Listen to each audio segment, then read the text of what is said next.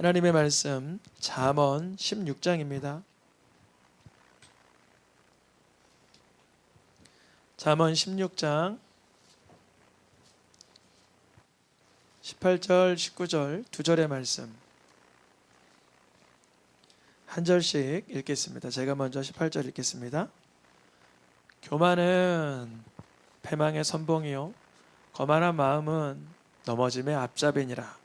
겸손한 자와 함께하여 마음을 낮추는 것이 교만한 자와 함께하여 탈취물을 나누는 것보다 나으니라. 아멘. 우리 오늘이 사순절 첫 주일입니다. 그래서 이렇게 앞으로 6주 이렇게 흘러가게 되는데요. 3, 4월 동안 3월달 한 달, 4월달 둘째 주까지 우리는 익숙한 죄에서 벗어나기라는 주제로 말씀을 나눕니다. 익숙한 죄는 지난주 나눴던 것처럼 내 몸에 친근하고 가족 같아서 너무나 익숙하여서 스스로는 알지 못하는 죄를 말해요. 그리고 그 죄를 뽑으려고 하면 내 자아가 뽑히는 것 같아서 너무나 아프고 괴롭습니다. 저도 요새 어떤 죄를 뽑아내려고 내 속에서 수고를 하는데 아프고 때로는 느껴지는 느낌은 자존심이 상하는 것 같기도 해요. 내 죄를 뽑아내기 위해서는 많이 뭐랄까요, 통증이 일어나지만 그 통증이 내 힘으로는 견딜 수 없지만 예수님의 순환과 예수님의 십자가 사건을 떠올려 볼 때 그게 조금 더 저감되고 그게 조금 더 견딜 수 있게 하시는 줄 믿습니다. 익숙한 죄, 우리 몸에서 익숙하여서 스스로 죄인 줄 알지 못하는 7가지 죄, 그 중에 첫 번째 주자, 첫 번째, 그것은 바로 교만은 패망의 선봉이라는 교만이라는 죄입니다. 교만이 왜 익숙한 죄이며 스스로는 알지 못할까? 이유는 교만은 웅크리고 있기 때문에 그래요. 교만이 어떻게 하고 있다고요? 웅크리고 있어요. 오늘 다른 것보단 이거를 꼭 알았으면 좋겠어요. 교만은 웅크리고 있다. 어떤 목사님께서 저에게 한 벌써 15년 전에 어른 목사님이 제가 그랬어요. 교만을 내어놓고 교만에서 벗어나는 훈련을 반드시 하셔야 됩니다. 그런 조언을 주셨어요. 근데 저는 제 생활의 태도가 늘 저는 스스로 생각하기에 겸손하다라고 착각을 했는데 그 웅크리고 있던 교만을 그 귀한 어른 목사님이 멘토가 되어서 보신 거예요. 교만은 어떻게 하고 있다고요? 웅크리고 있다. 그러면 그 웅크리던 교만의 그 익숙한 죄가 언제 활보하나? 우리가 강성하여지고 성공하고 승리의 자리에 있을 때, 즉 교만해도 괜찮을 만한 조건과 환경이 구축되면 웅크리던 교만이 내가 추구해야 될 마땅한 권리란 듯이 내가 추구해야 하는 마땅한 권한인 것처럼 드러난다는 거죠. 그러니까 사실 교만은 굉장히 조건적이기도 하고 합리적으로 보이기도 해요. 왜냐하면 그 사람이 마땅히 권리가 있고 권한이 있고 그럴 만한 태도를 취해도 괜찮을 만한 조건과 환경이 됐기 때문에. 웅크리고 있던 교만은 환경과 형편이 되면 사자처럼 우리의 삶을 지배하듯이 드러나게 되죠. 성경에도 보면 역대하 말씀에 그런 상황입니다. 강성하여짐에 웅크리던 교만이 드러나 악을 행하고 에돔 사람을 처물리 쪘다고 교만하여 자긍하여 마음에 그 높아진 마음이 하나님 앞에 드러난다는 거죠. 그래서 우리가 웅크리던 익숙한 교만이라는 죄를 다루기 위해서는 내가 마땅한 권리라고 여겨지는 상황 속에서 그 부분을 하나님께 올려드리기를 축복합니다. 이게 중요합니다. 아주 중요해요. 깨끗이 청소한 사람이 누군가 거기를 훼손시키면 내가 거기를 성실하게 치운 권한과 권리가 있기 때문에 어지럽힌 사람에게 대하여 뭐라고 말할 수 있어요? 왜 당신은 함부로 어지럽힙니까? 이렇게 말할 수 있겠죠.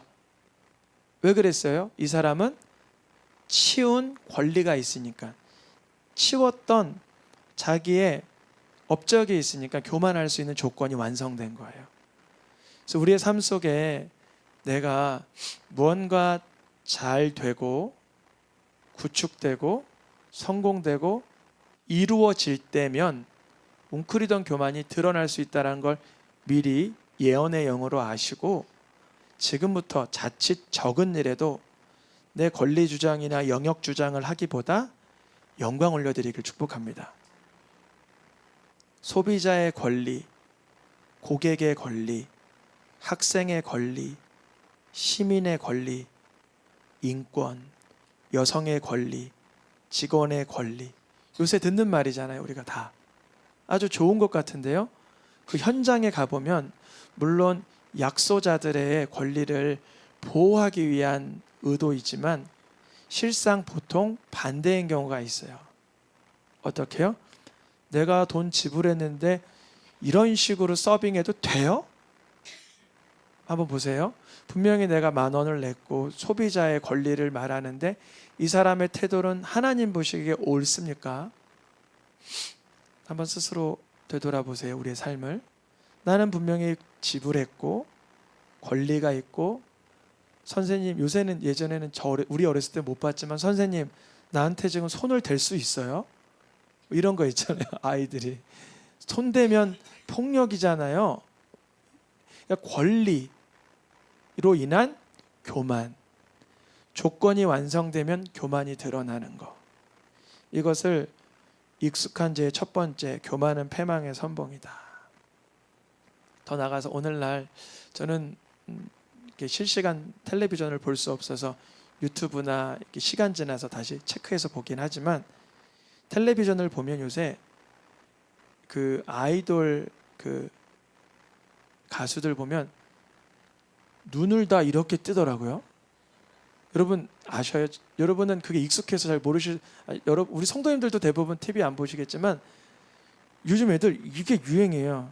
이렇게 해서 제가 언제 한번 말을 해주고 싶은데, 제 초등학교 동창이 자기 아들을 사진 찍었는데 이런 사진 올렸더라고요. 아들 사진이 눈이 이렇게 올라갔어요. 그게 멋있다고 올린 거거든요. 근데 그게 멋있는 게 아니죠. 원래는 하나님 보시기에 치켰던 눈은 뭐예요? 이걸 뭐의 상징이에요? 교만이잖아요. 성경에서는 그거를 잠언에서 높아진 눈이라고 말해요. 높아진 눈. 다른 사람을 이렇게 보는 거죠. 근데 그게 요즘에 아이돌 가수에서 매력적인 모습이라고 해서 누가 더 눈을 높이 뜨나 경쟁하듯이, 뭐 여자 가수, 남자 가수, 어린아이 가수 할 것 없이 다 머리를 막 해가지고 화난 것처럼, 높아진 것처럼 이렇게 표현을 하더라고요. 두 가지 얘기했어요. 하나는 권리로 인한 자기 주장이 교만일 수 있다. 두 번째는 요즘 시대의 매력은 교만일 수 있다. 말라기 말씀에 보니까 교만한 자가 복되에, 이렇게 말을 하는 사람이 있다는 거예요. 어떤 자가 복되다고요? 교만한 자가. 야, 회사에 들어가면 뻣뻣해야 돼. 목을 바짝 들고 눈을 치켜들고 아무도 못 꺼내. 모르겠어요. 이런 시대라고 하니까 제가 이거 얘기하는 거예요. 제가 그런 게 아니라. 근데 여러분, 겸손한 자가 복됩니다. 성경에서 그걸 말하고 있는데, 우리가 지금 이 시대가 권리를 주장하는 시대고 이것이 매력이다라고 말하는 시대가 되었기에 교만이 죄라라는 생각부터가 어렵다는 거죠. 그게 그래서 익숙해진 웅크리고 있는 죄다 그래요. 그러면 교만하면 눈 치켜뜨고 뭐 자기 권리 주장 좀 한다고 인생이 뭐 어떻게 돼? 이렇게 말씀하실 수도 있어요. 교만이 익숙한 죄인 거는 알겠어. 그 하나님 좀 싫어하실 것 같아, 느낌이. 그런데 교만이 왜 패망의 선봉이고 교만이 왜 멸망의 앞잡이고 넘어짐의 앞잡이고 그래? 그 부분을 좀 달려고 해요. 그 부분이 뭐냐면 사람이 교만하면 신명기 말씀에 하나님을 잊어버려요. 내가 소비자로서 권리 주장을 하는 순간 이 사람과 나와의 돈만 왔다 갔다 해서 내가 돈 지불한 만큼 권리를 주장하는 거지, 하나님이 내 아버지이며 하나님이 이 사람의 아버지이며 우리는 주 안에서 은혜를 나눠야 되는 지체임을 생각하지 못한다는 거예요. 교만은 누구를 잊어버려요? 하나님 잠깐 나가 계세요 라고 말하고 내 권리 주장을 하는 거예요. 하나님이 있는 상태 내에서는 교만한 자기 권리 주장을 할 수가 없죠.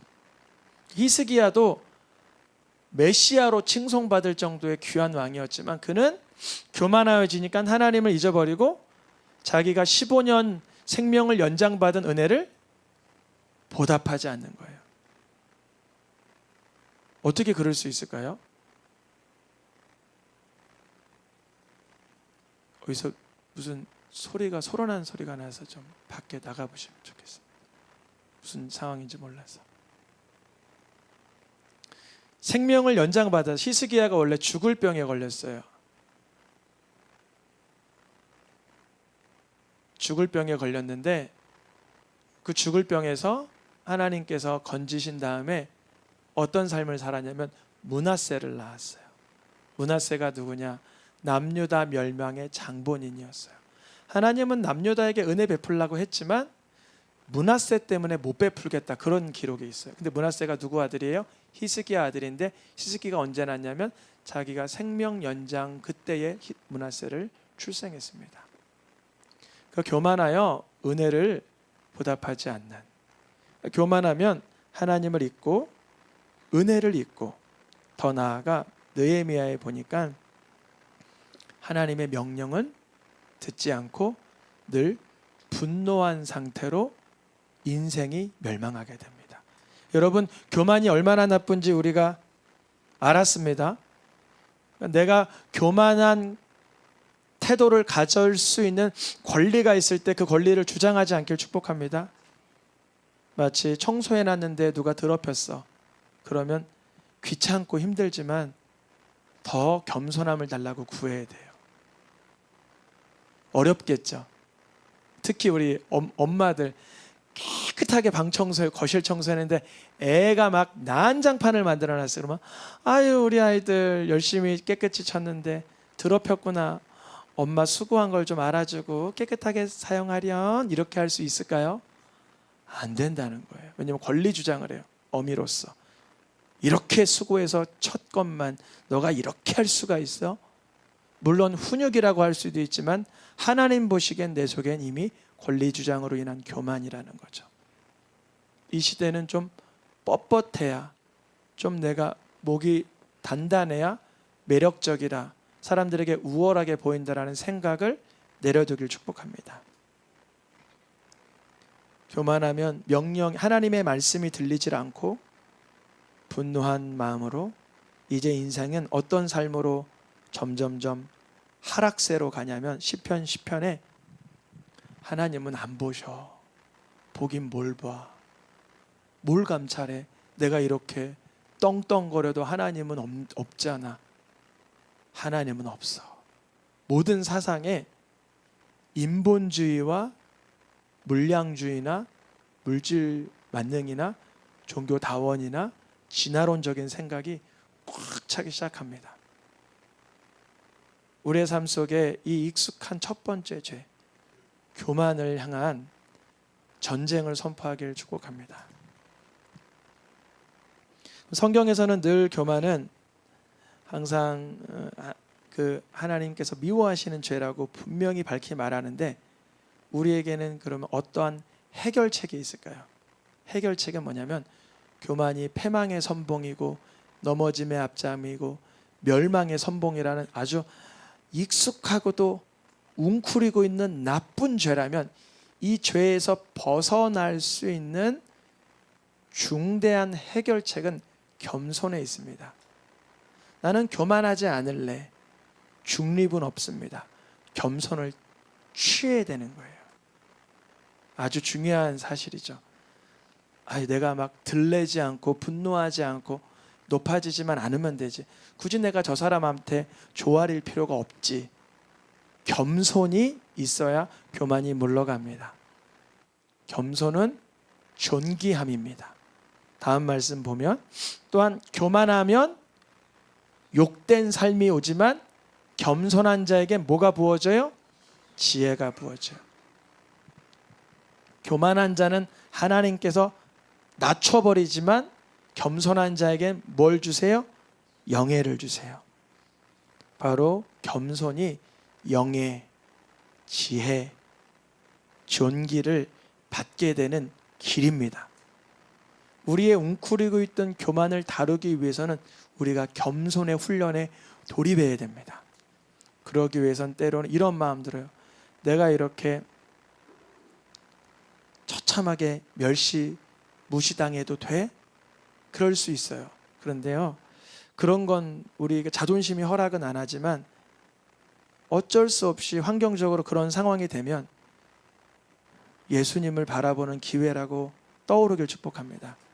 그래서 그 기회가 삶의 환경과 상황은 너무나 치욕스럽고 처참하지만 그 환경에서 예수님을 바라봄으로 발생되는 영적인 유익이 있다면야 이 상황이 훌륭한 촉매제로 쓰인 거 아닙니까? 훌륭한 그런 양분이 된 거 아닙니까? 훌륭한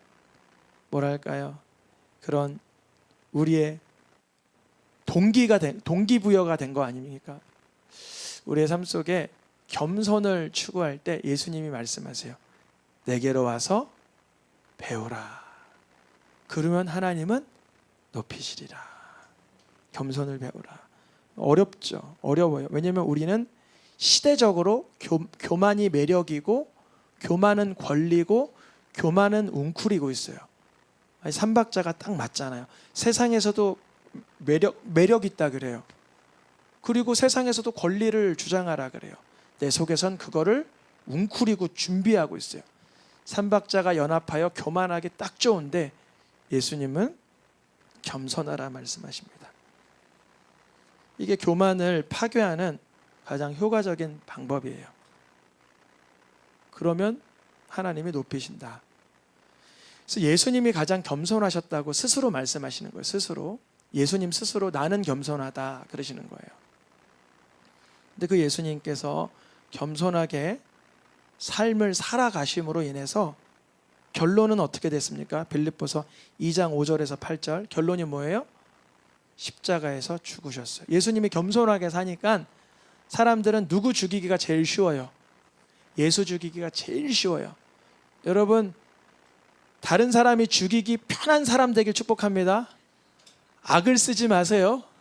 다른 사람이 나 죽이려고 하면 내가 죽을 것 같아?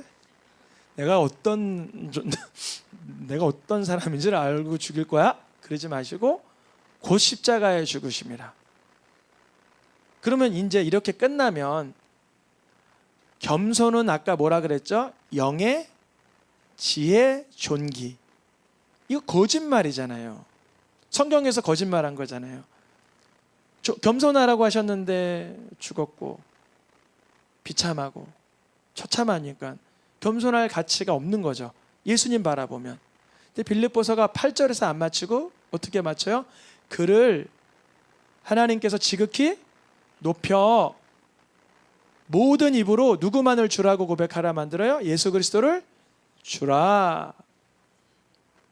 우리 성도님들 중에 혹시 세계 여행 많이 가보신 분 계시겠지만 나라마다 예수님을 주로 고백하는 사람들이 다 있다는 거예요.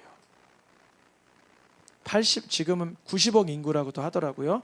인도나 중국은 인구수를 제대로 안 세지만 10억, 15억, 20억 인구 이러다 보니까 이 90억 인구 가운데 수십억 인구가 예수님을 주로 고백하며 사는 거예요. 우리 영천동에서도 뭐 더 멀리서도 오셨지만 우리 여기 무리는 누구를 주님으로 고백해요? 예수님을 주로 고백해요. 그분이 어떻게 사셨는데 겸손하게 사시다가 십자가에서 죽으셨지만 그분은 하나님 보좌 우편에서 성령을 보내심으로 허물과 죄로 죽었던 나를 살리시고 하나님 자녀된 권세를 그 이름으로 주시고 역사적으로 AD와 BC를 가르신 그분은 내 삶의 구주가 되어서 내 입술을 통하여 구주라고 고백받고 계시는 줄 믿습니다. 그것이 바로 겸손하게 사시다가 인생에선 처참했지만 하나님은 그를 높이는 기적을 일으키셨어요. 우리들을 이 말씀에 대입하기를 원합니다. 우리의 삶 속에서도 매 순간마다 내가 지금 교만할 수 있는 권리가 보일 때가 있어요. 선명하게 보여요. 내가 이거요 특별하게 더 해달라고 다른 사람 5만 원 주는 거 난 5만 원 더 주고 10만 원 줬는데 왜 날 특별하게 안 해줘요? 내 권리가 있는데 이렇게 말할 수 있죠. 어떤 순간에. 그런데 그때도 겸손을 추구해야 돼요. 제가 5만 원을 더 줬어요. 근데 특별하길 원했지만 당신은 상황이 되지 않아서 그렇게 못했을 것 같아요. 그런데 기회가 있을 때 이 부분을 잘 기억해 주세요. 목사님 어떻게 그렇게 항상 그렇게 무슨 뭐 성인군자처럼 우리가 말할 수 있어요. 내 권리가 있는데. 네요. 그러면요. 그 권리는 권리가 아니라 교만으로 인한 패망의 선봉이 돼요. 겸손이 권리와 합해져야 돼요. 아멘입니까? 어려워요. 저도 어려워요. 저도 때로는 내 신호야 이러고 싶어요. 내 신호가 열렸을 때 내가 가야지. 옆에 차가 가면 내 신호야 창문 열고 싶어요. 어쩔 때는 예를 들어서 그때 나도 급할 때 잘못 처음 길을 들었을 때 직진이지만 꼭 좌회전해야 되기 때문에 깜빡이 켜고 들어간 적이 있지. 예를 드는 거예요.